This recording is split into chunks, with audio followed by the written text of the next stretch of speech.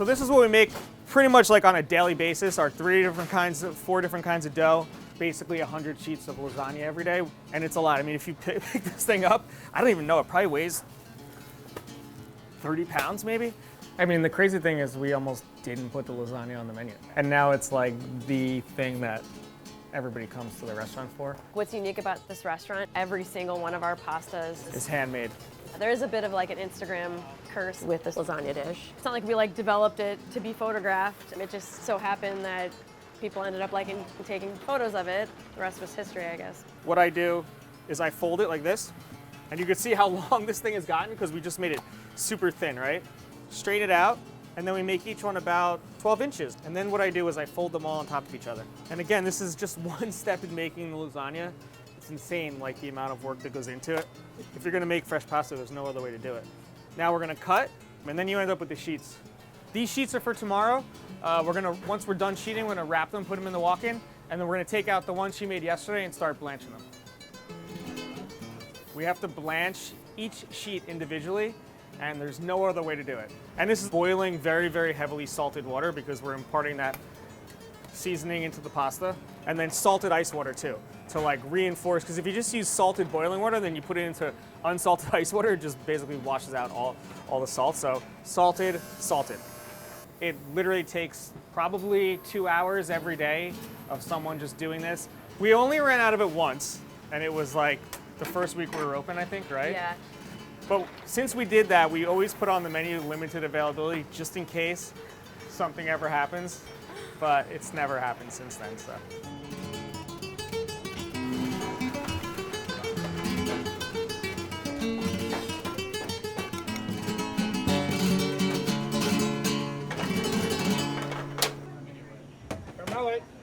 So this is Chef Denver. He's our executive sous chef. He's been holding down the fort this morning. He's going to show us how to make the lobster butter. We use two things for it. So the first one, the tail will be used as a lobster meatball that goes as well with the pasta.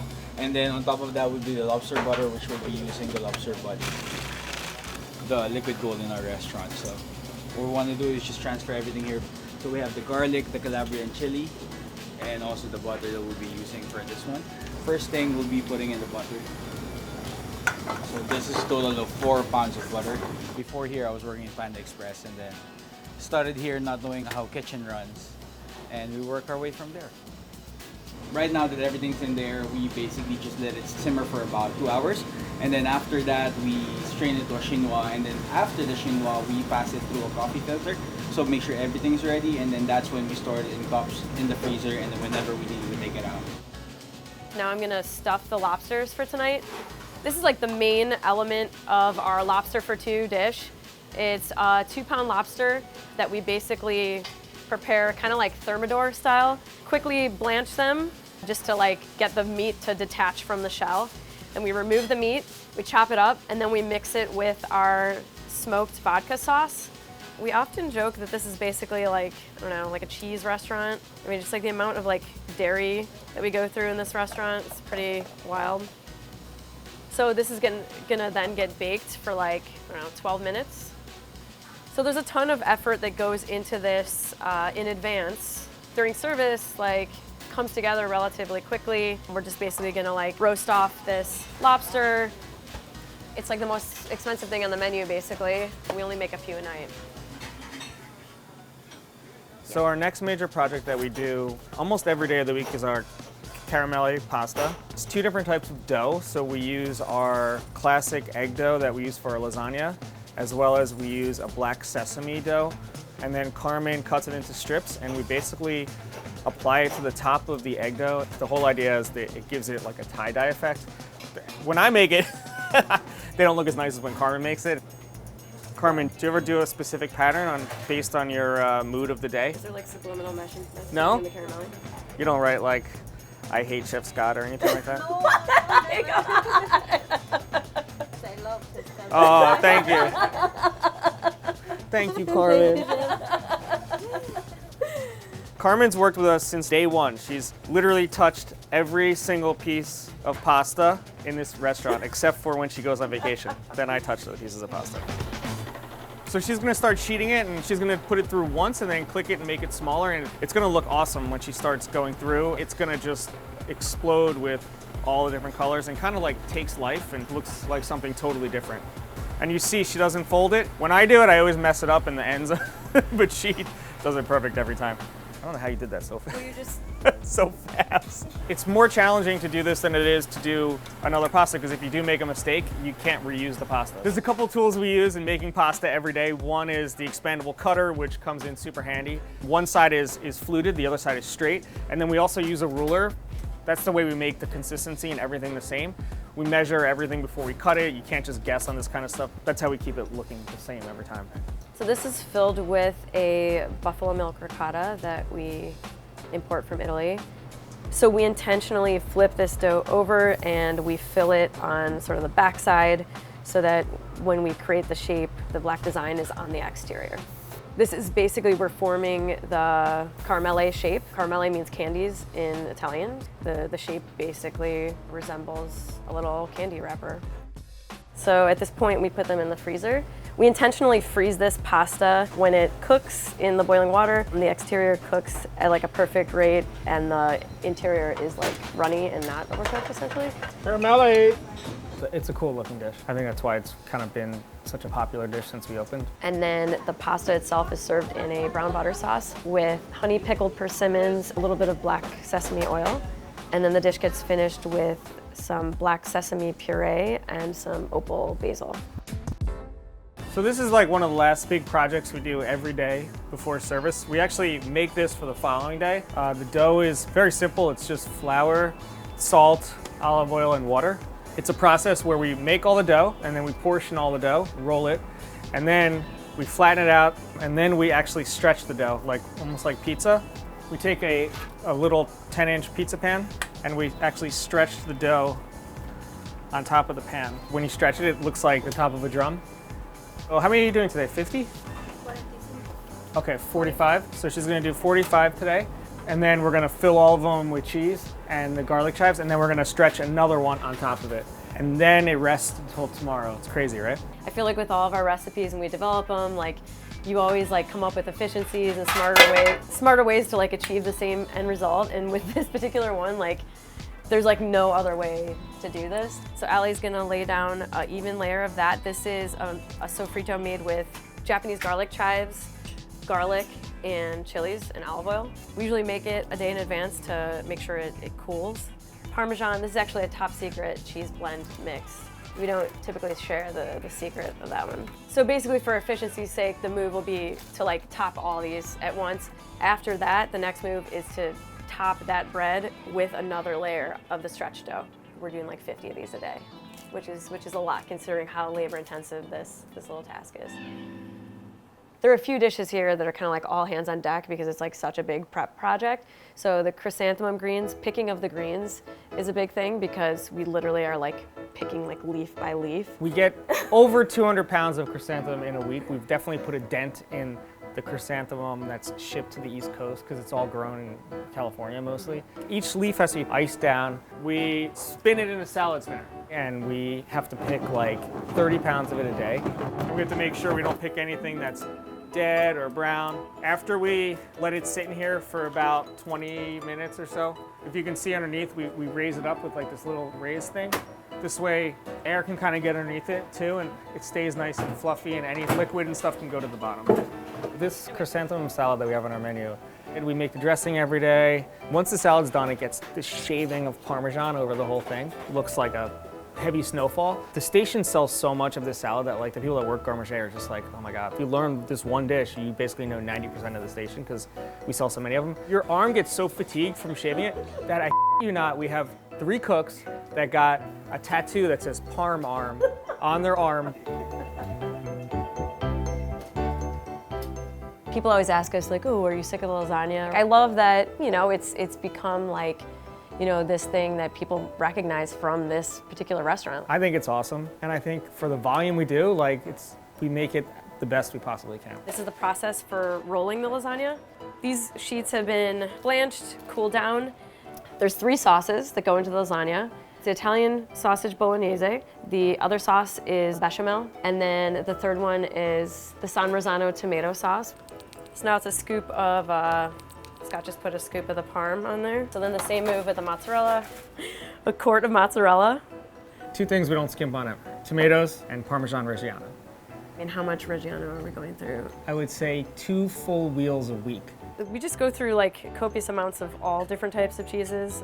Parm, mozzarella, stracchino are the big ones. This gets another layer on top. We just put down a little bit of bechamel on the top. That's again gonna just like seal the whole roll up when we're done here. So this is our Italian sausage bolognese. This sauce needs to be made a day in advance and cooled. Very important. If you try to do this with warm sauce, it'll just like totally fall apart. It's a little chunky. Next move is just to roll this. So after the lasagna has sat in the walk-in and kind of chilled and set up for a bit, now is the time that we cut it. So each of these logs basically yields like 1.5 orders of lasagna, because each dish gets 6 pinwheels. This is only 4 lasagnas, and we sell about 60 to 70 a night. This is our lasagna dish that we use. We spray each one of them. We put 6 ounces of our tomato sauce in each one, and then we just put in the lasagna. It cooks really fast. It eats a lot lighter. It's really easy to serve to individual people, and the whole entire top gets crispy. And when we were growing up, like everybody would always fight over the corners of the lasagna, the crispy parts, but this, like everybody gets a crispy piece. We put a piece of like deli paper on top, we stack 2 on top of each other, and then we keep them in the walk-in until service starts. On the weekends, we're open for lunch and dinner. We sell over 100, and we only have a 50-seat restaurant, so it's pretty intense. So it's 2:20, basically the whole squad's rolling in for tonight's dinner service. So this is like usually the most hectic part of the day because we have like crossover between the morning team and the PM team. And we just have a lot of people running around in very tight quarters, so. Yeah. So one of the desserts we've been doing here since we opened is our fior di latte mochi. Basically kind of just like stretching and flattening this. We basically like pound out homemade mochi every day, and we make our own like fior di latte gelato.